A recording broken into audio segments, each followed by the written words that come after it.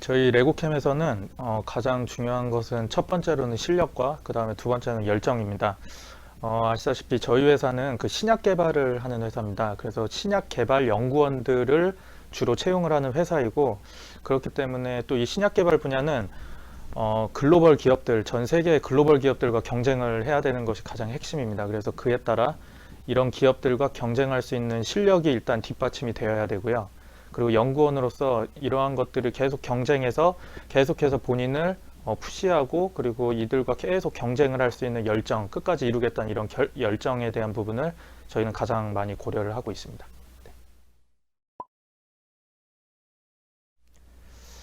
네, 저희 그 레고캠은 지금 신약 바이오 개발을 하는 회사입니다. 아시다시피 지금 저희는 코스닥 상장이 되어 있는 회사고, 어, 일단 지금 요즘 이제 이슈가 되고 있는 주식에 대해서 좀 알고 계시다고 하면 저희 회사를 잘 아실 거예요. 요 근래 가장 핫한 회사고, 그리고 아시다시피 이러한 바이오 회사들은 지금 미래의 어떤 미래 먹거리, 그러니까 우리나라가 다른 세계와 경쟁할 수 있는 좀 가장 핵심적인 부분 중에 한 분야를 저희 업종이 차지를 하고 있다고 생각을 하거든요. 그래서 그에 따라 저희 회사 같은 경우에는 최고의 대우를 보장을 합니다.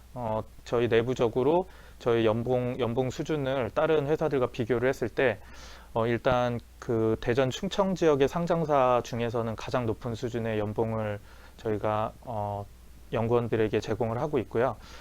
대기업들과 비교를 했을 때도 30대 대기업과 18년도의 연봉 수준을 비교했을 때 30대 대기업 중간 수준의, 그러니까 대기업 수준의 연봉을 제공을 하고 있다고 생각을 하시면 되고, 그리고 이에 플러스로 저희는 스톡 옵션과 그다음에 직무 발명 보상 제도는 국내에서 가장 높은, 가장 최고의 수준을 제공을 하고 있습니다.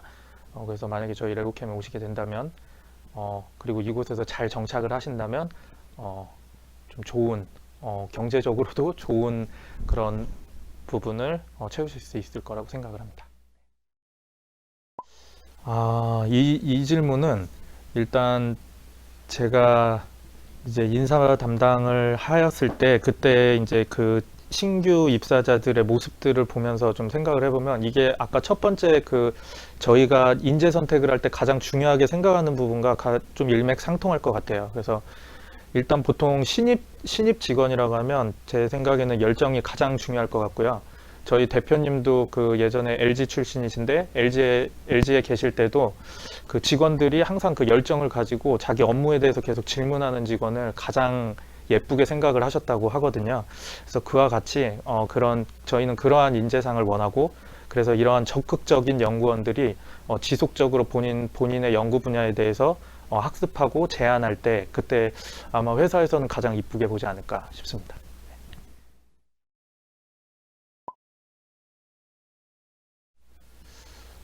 일단 이게 이제 그 저희 레고캠에 대해서 관심을 가지고 계신 분들이 이 말씀을 드렸을 때 조금 부담을 느끼실 수도 있을 것 같은데, 저희 레고캠은 사람을 그냥 뽑질 않습니다. 일단 저희는 아까도 말씀드렸듯이 실력을 가장 일단 1차로 보기 때문에 글로벌 역량을 갖추고 있는 분들이어서 일단 실력이 갖춰져 있는지를 저희가 검증하는 시간이 있습니다. 그래서 저희는 면접 때도 보통 뭐 일반적으로 담당 뭐 팀장이라든가 아니면은 뭐 일부 임원들만 들어가는 게 아니라, 저희는 연구원 한 명을 뽑더라도 그 단 한 명의 면접을 위해서라도 위에 저희는 해당 PL이나 그 다음에 관련돼 있는 연구 분야 팀장들이 전부 들어가고요.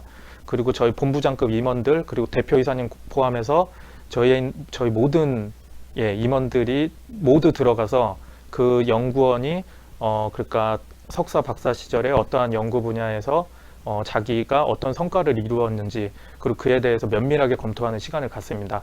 그리고 물론 그분이 들어와서도 저희는 오리엔테이션을 통해서 그 신규 입사자가 회사에 적응할 수 있도록 도와드리는데, 그 과정에서도 저희는 아까 말씀드린 PL부터 대표 이사님까지 모든 분들이 그 오리엔테이션에 모두 참여를 합니다.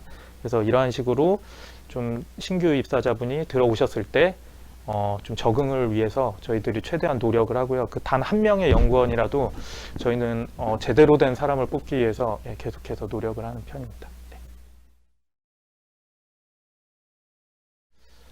일단 계속해서 말씀드리지만 저희는 그 연구 개발만 하는 회사이기 때문에 따로 저희가 분야가 이렇게 따로 나뉘고 이런 거는 없습니다. 근데 다만 좀 일부 연구원들의 경우에 좀 이러한 케이스들은 있었어요. 그러니까 어떤 그 바이오 쪽 그 박사분이셨는데 이분이 어떤 그 다른 좀 이렇게 대외적인 이런 거에 역량이 좀 많고 좀 언어적으로도 많이 좀 이렇게 실력이 있으셔서 능력이 있으셔서 그리고 자기의 또 전문적인 그 바이오 쪽 분야에서는 거의 세계적인 권위자셔서 이분이 뭔가 좀 연구 분야가 아니라 다른 뭐 사업 개발이나 이런 쪽으로 해서 더 역량을 크게 펼치시는 부분들은 봤는데 일단 저희는 기본적인 베이스는 일단 본인 석 박사 시절 대학원 시절에 연구 개발하셨던 그런 부분에 대한 역량 그리고 거기에 이어지도록 저희들은 보통 업무를 주어지는 편입니다. 네, 그 저희 레고캠은 그 회사 문화상 저희 회사 컬처가 어떤 뭐 자기가 직급이 낮다거나 아니면 뭐 나이가 어리다는 이유로 이게 할 말을 못하는 회사가 절대 아닙니다. 그래서 만약에 본인이 뭐 연구를 한다거나 아니면 업무를 함에 있어서 그 부분이 설령 대표이사님이 지적을 한다고 하더라도 그에 대해서 본인이 디펜스 할 수 있는 정확한 지식이나 그에 대한 어떤 그 본인의 그런 백그라운드가 있다고 하면은 얼마든지 그 부분에 대해서는 디스커션 할 수가 있거든요. 그래서 설령 그게 만약에 지금 질문 주신 대로 만약에 부당한 경우라고 하면 이런 부분은 더 상급자들도 있을 수 있고 이런 부분들은 대화를 통해서 얼마든지 풀 수가 있습니다. 그리고 만약 그 부당한 행위가 지금 저희 레고캠이 추구하고 있는 가치에 반한다고 하면은 이거는 누구든지 이 부분에 대해서는 문제 제기할 수 있고 의견 낼 수 있습니다. 이런 부분은 저희 레고캠에서는 뭐 아무 문제가 안 될 것 같습니다. 네. 일단 저희 자소서에는 뭔가 특별한 그런 양식을 주어지질 않습니다. 왜냐면은 보통 일반적으로는 연구원들 연구 성과 위주로 저희들은 이제 그쪽 자소서 자기소개서 입사지원서 안에 그렇게 담게 되고요. 이제 자기소개서에는 일부에 대한 내용들을 저희가 담게 되는데 이제 제가 몇 번 좀 외부에서 이제 강의를 한다거나 좀 인사 담당이었을 때 이제 강의를 한다거나 이제 그 대학원이나 대학생 친구들을 만나게 되면은 자기소개서에 대해서 중요도에 대해서 좀 저한테 물어보는 친구들이 좀 있더라고요. 그때 당시에 제가 질문 받았을 때 드렸던 답변은 이제 저희 회사 같은 경우에는 그 자소서를 저희 대표님까지 한 글자도 빠짐없이 모두 확인을 합니다. 근데 뭐 일부 회사는 그때 같이 갔던 다른 인사 담당자분께서는 이제 본인들은 그런 건 읽지 않는다고 하셨는데 근데 회사마다 좀 차이가 있습니다. 그러니까 일반 이제 제조업이나 아니면 어느 정도 이제 그 실적으로 이루어지고 있는 회사들 같은 경우에는 이제 처음부터 끝까지 모든 프로세스들이 다 갖춰져 있고 그 안에서 이제 그 직원이 적응만 하면 그 안에서 그 톱니바퀴처럼 그 안에서 이제 잘 적응만 하게 되면은 얼마든지 이제 그 회사에 적응을 하고 회사 다니는데 문제가 없기 때문에 그런 회사들은 사실 자소서보다는 그 친구들이 가지고 있는 뭐 자격증이라든가 뭐 아니면은 어떤 전공을 했는지 뭐 사전 지식들 이런 것들이 중요할 수 있는데 저희 회사는 지금 아직 만들어지지 않은 회사입니다. 저희는 실적이 아니라 그 실적을 만들기 위해서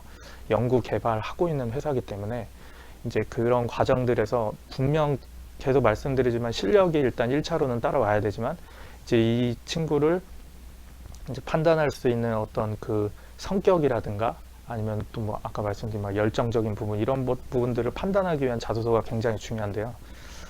근데 이제 제가 봤을 때 이제 자기 인생에 지금까지 굴곡이 없었다고는 하지만 제 생각에는 어떤 짧은 인생이지만 그 안에서 작은 일이라도 어떤 일들이 본인한테 주어졌을 때 그런 것들을 자기가 극복하고 해결하는 과정에서 본인이 느끼는 거는 사람마다 좀 다를 거라고 생각을 해요. 근데 그거를 그 일을 통해서 이 깨달음을 뭔가 자기의 터닝 포인트로 만드느냐 이런 것들은 좀 개인의 역량이라고 생각을 하거든요. 그래서 저는 이런 것들을 글로 표현하고 하는 것들도 어떻게 보면 그 사람의 그 역량이라고 판단을 하기 때문에 작은 일이더라도 이런 부분들은 좀 적어주고 좀 자기의 감정들이나 느꼈던 점들을 좀 설명해 주면은 좀 그 회사 쪽에서 그 입사 지원서를 바라봤을 때 좀 좋은 영향을 줄 수 있지 않을까 그렇게 생각을 합니다.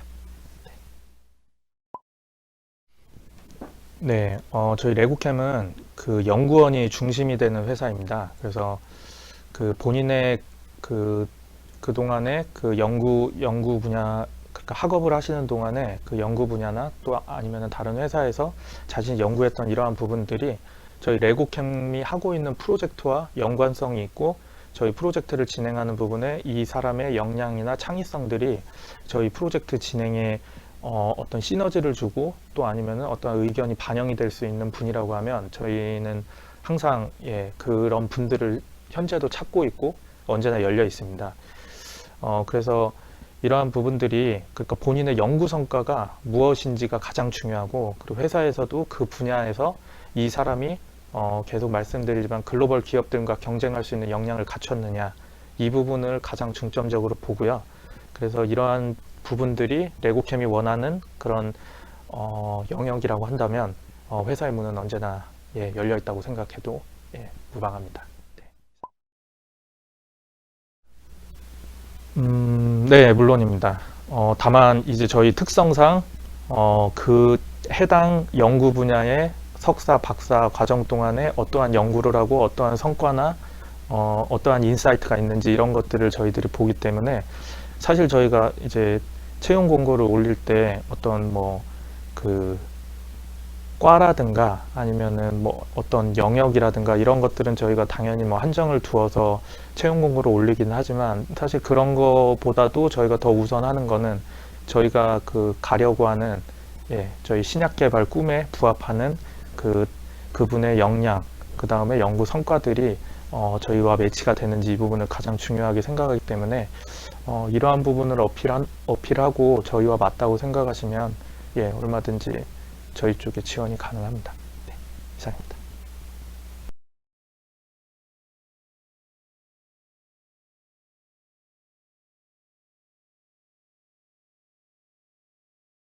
자, 인터뷰 시작을 하겠습니다. 먼저 첫 번째 질문입니다. 회사에서 인재 선택 시에 가장 중요하게 생각하는 부분이 뭘까요? 일단 저희는 신입사원 기준일 때 전공 지식을 우선으로 생각을 하고 있고요. 그 외 연구 부분은 연구개발 프로젝트 진행했던 부분을 중점적으로 보고 있습니다.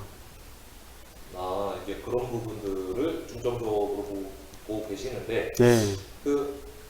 이 업종에 대해서 설명을 좀 해주시고, 연봉 수준, 그리고 동종업계 연봉 수준하고 전망 이런 것들 좀 한번 설명을 부탁드립니다. 네. 저희는 반도체 원재료 만드는 화학 제조업체고요. 저희는 이제 반도체 원재료 중에 이제 그 반도체 메모리 쪽에 이제 들어가는 화학 제품 만들고 있고요. 연봉은 일반 동종업계보다 좀 높은 수준입니다. 대졸 초임이 연봉 4,400 이상 되고 있고요. 그리고 앞으로 전망은 올해 저희가 공시 자료를 보시면 알겠지만 2분기에 분기 최대 매출을 달성을 했고요. 그렇기 때문에 앞으로 좀 더 전망 있는 사업이라고 생각하고 있습니다. 역시 이제 원래 드렸던 질문지에 없는 질문인데, 네.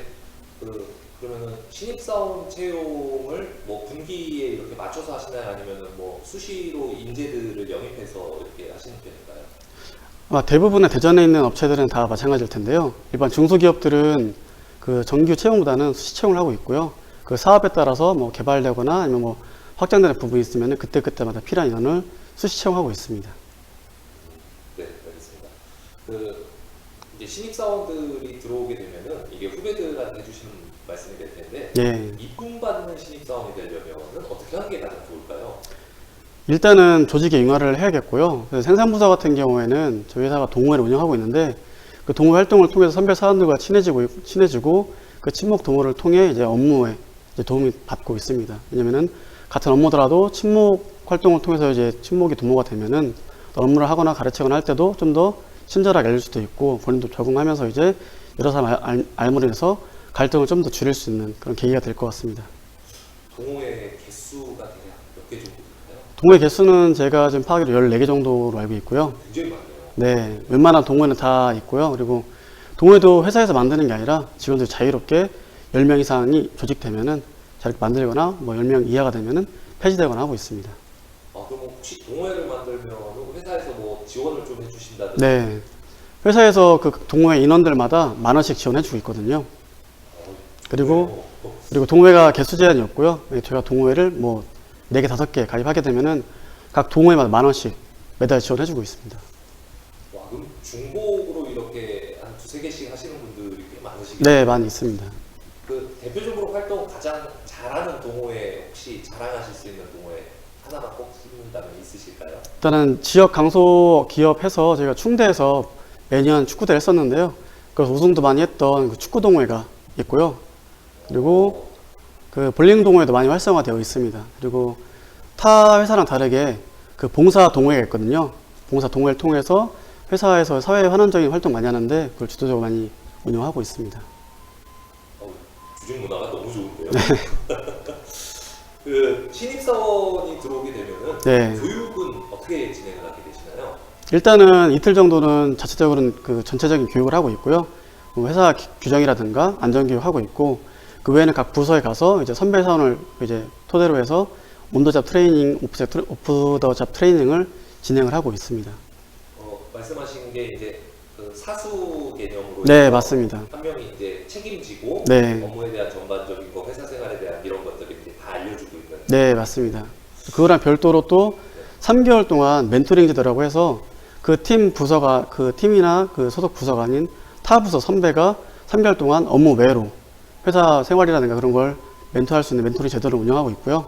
그래서 그거를 통해서 저희가 비용도 지원하고 있고, 그 인원들 외부로 나가서 이제 일과 이후에 밥도 먹고 차 한잔 마시면서 회사 생활에 대해 전반적으로 조언할 수 있는 그런 제도도 운영하고 있습니다. 복지가 지금까지만 얘기 들어도 네. 대한민국 대기업들도 따라오기 어려울 듯한 그런 복지거든요. 네. 너무 부럽습니다. 저도 이쪽으로. 그 신입사원이 네. 그러니까 여기 근무를 DNF에서 주식회사 DNF에서 근무하고 싶은 사람이 지원자가 부서를 선택할 수 만약에 있다면 네. 어떤 기준으로 선택할 수 있을까요? 일단은 그 해당 부서에 대해서 본인이 파악을 해야겠고요.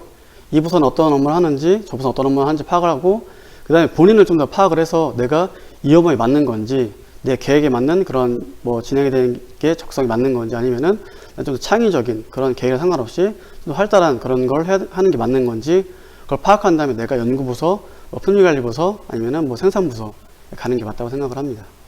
그럼 예를 들어서 생산부서로 갔다가 네. 본인의 적성이 뭐 품질관리부서가 더 맞아서 그렇게 내부에서 이제 옮기고 하는 경우들도 종종 발생을 하나요? 그 전환 배치를 하긴 하는데 그렇게 많이는 없습니다.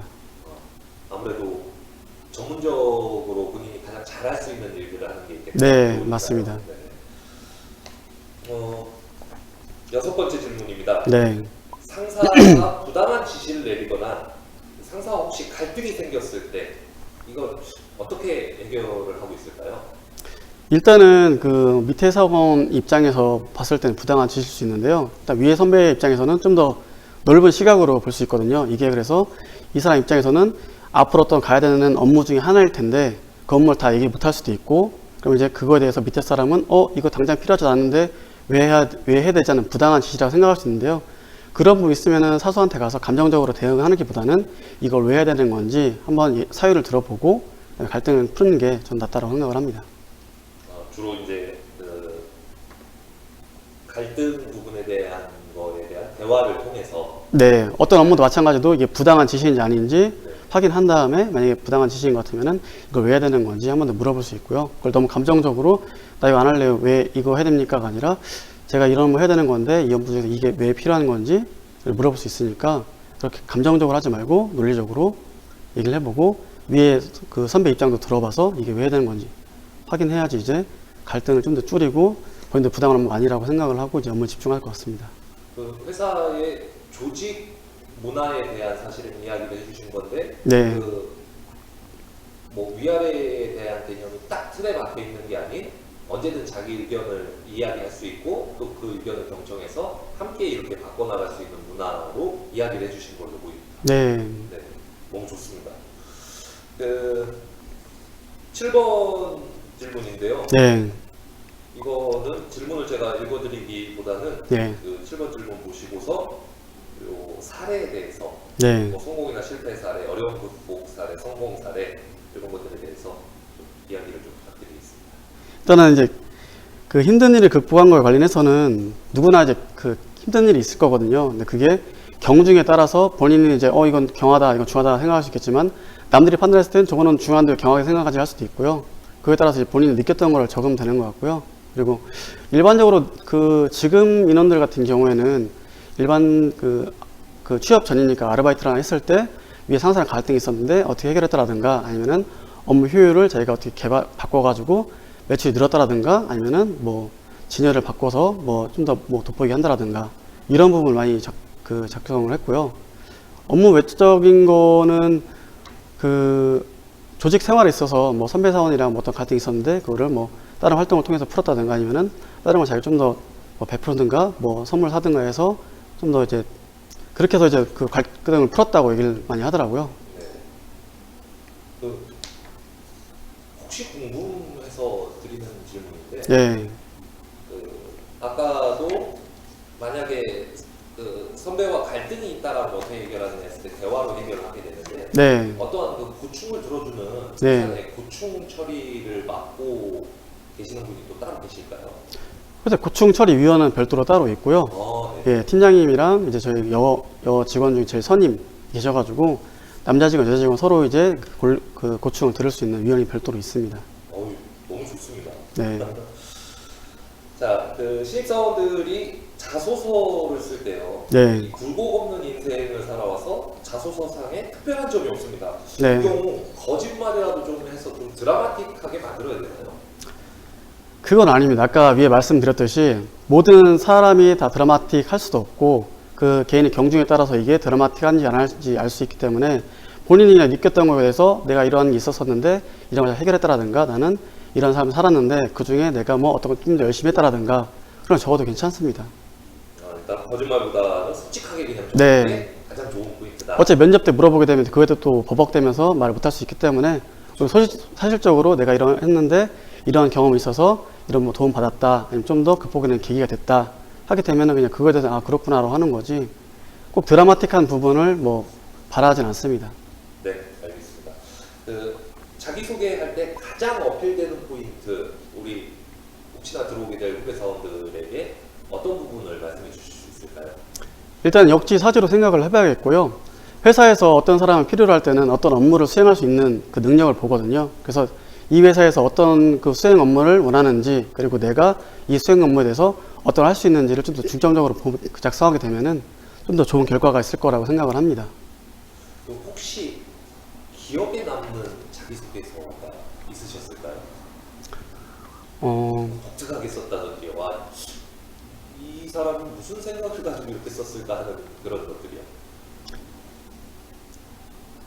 뭐 그런 건 이제 수도 없이 많이 있고요. 그러니까 제일 안타까운 거는 이제 자소서 양식이 거의 다 비슷하기 때문에 다 거의 대부분 붙여넣기를 많이 하거든요. 그러다 보니까 타 회사 이름이 있는다거나 예 그런 부분이 많이 있고요. 그리고 또 어떠한 인원들은 이제 잘 씁니다. 대부분 이제 저희가 회사 소개를 학교로 많이 가게 되면은 그때 이제 수업을 들은나 그 교육 들은 학생들은 그에 맞춰가지고 위약도 쓰고 뭐 강조할 건 굵은 표시를 하거나 그렇게 많이 하고 있고요.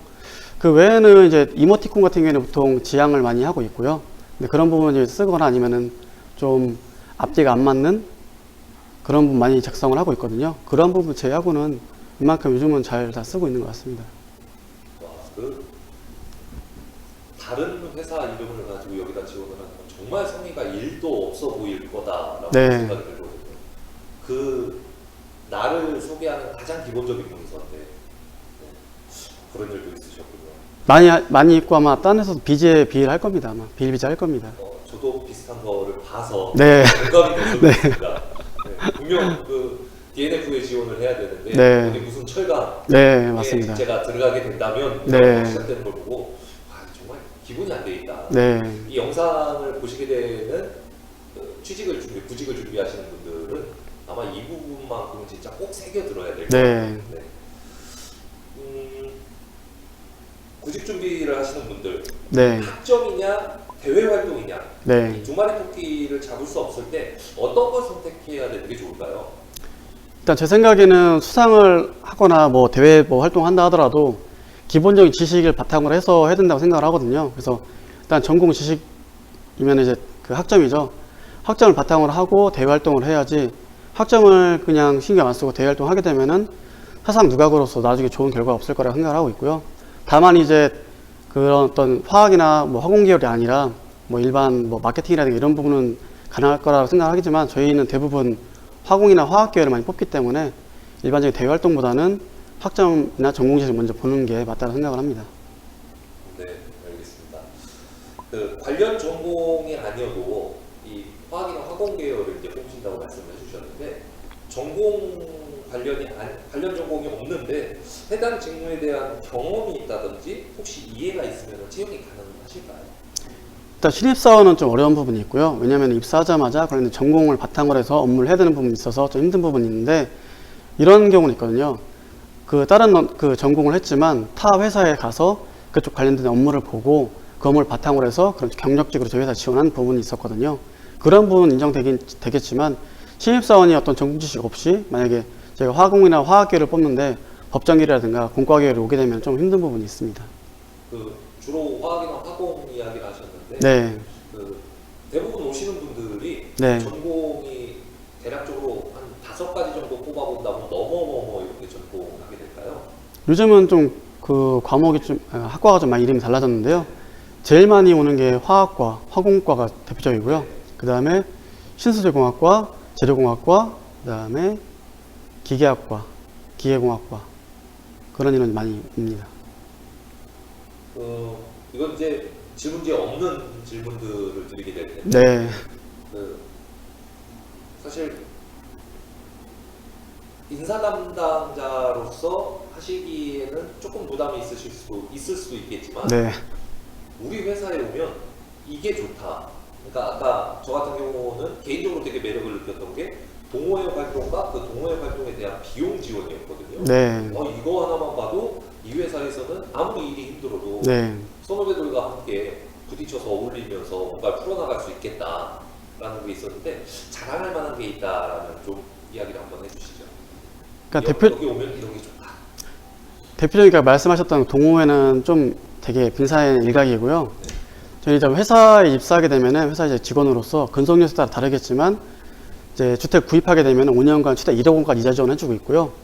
전세는 5천만 원까지 3년간 지원하고 있습니다. 그리고 긴급 가계자금 대출이라고 해가지고 1년에 2천만 원 한도로 빌릴 수가 있거든요. 내 돈 급하면은 그 돈 빌려서 이제 갚을 수 있는 부분이 있고요. 그 다음에 자녀 학자금도 이제 그러니까 취업 전부터 대학교까지.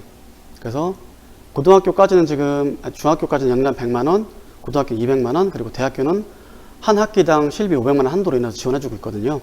이거는 그 자녀 수 제한은 없습니다. 그러면은 자녀가 4명인 사람이 여기서 근속연수를 꽤 많이 채우고 네. 넷을 다 대학을 보냈을 때 네. 그 500만 원 아래쪽에 그 등록금이 들어가게 된다면 네. 회사에서 전액 지원이라고 표현을 그쵸. 해도 되나요? 네. 너무 좋은데요. 네. 세금 공제는 되겠지만 네. 이제 그 세금 전 금액은 그 금액을 지원해주고 있습니다. 그 인사 담당자로서 네. 이 입사를 뭐 경력직도 하고 신입사원들도 이렇게 많이 하게 될 텐데 그 어떤 부분을 가지고 오면 본인을 가장 잘 어필할 수 있을까요? 일단 아까 말씀하신 대로, 그러니까 말씀드린 대로 저희가 필요한 업무가 어떤 업무인지 파악한 다음에 그 업무에 대해서 자기가 어떤 업무를 할 수 있다는 걸 어필을 해야지 이 사람이 우리 회사에 필요한 사람이구나 라고 뽑을 수 있다고 생각을 하고 있고요. 그게 아니라 자기는 뭐 다른 걸 잘할 수 있다, 뭐 자기 착한 사람이다, 잘 어울린다 이런 건 이제 부수적인 부분이거든요. 회사에서는 일단 우선적인 거는 이 사람이 와서 업무를 할 수 있는지 없는지 그걸 파악할 수 있는 게 저는 생각을 합니다. 마지막으로 네. 저희 주식회사 DNF 외에도 이 많은 분들이 이제 이 영상을 함께 보게 될 거거든요. 그래요? 구직을 하시는 분들. 네. 그러면은 그 어느 회사에 들어가던 제가 주식회사 DNF의 인사 담당자로서 여러분들 이것만 딱 잘 준비하면 여러분들 구직하는 데 있어서 굉장히 도움이 될 수 있다 하는 거 한 2-3가지 정도 딱 뽑아서 마지막으로 이야기해 주실 수 있을까요? 일단 아까 말씀드린 대로 그 회사에서 어떤 인원이 필요한 건지가 제일 중요하거든요. 저희 같은 경우는 전공 지식을 많이 보는 부분이 있고, 다른 사람은 뭐 그게 아니라 경력을 보거나 아니면 대수상을 봐서 바로바로 이제 어떤 실적을 쌓을 수 있는 그런 부분이 필요할 수도 있고요. 그래서 어떤 인원 같은 경우에는 창의적인 인원을 많이 뽑을 수도 있고, 저희 생산 같은 경우에는 업무 계획에 맞는 이제 협업을 할 수 있는 그런 인원이 필요도 하거든요. 이제 그런 부분을 파악한 다음에 지원하게 되면은 나중에 입사하는 것도 중요하지만 입사하면서 근무할 때도 좀 더 적응을 쉽게 할 수 있고 좀 더 장기 근무할 수 있는 그런 바탕이 될 거라고 생각을 합니다. 그러니까 제가 다시 한번 정리를 해보자면 회사에 어떤 업무들을 하는지 파악을 하고 네. 내가 가진 전공 지식과 능력으로 어떤 걸 가장 잘할 수 있는지를 보고 지원을 하게 된다면 네. 실패 없이 회사에서 원하는 인재 그리고 이 인재가 원하는 회사가 한 번에 딱 맞물릴 수 있다. 네, 맞습니다. 어쨌든 오늘 인터뷰 감사합니다. 네, 감사합니다.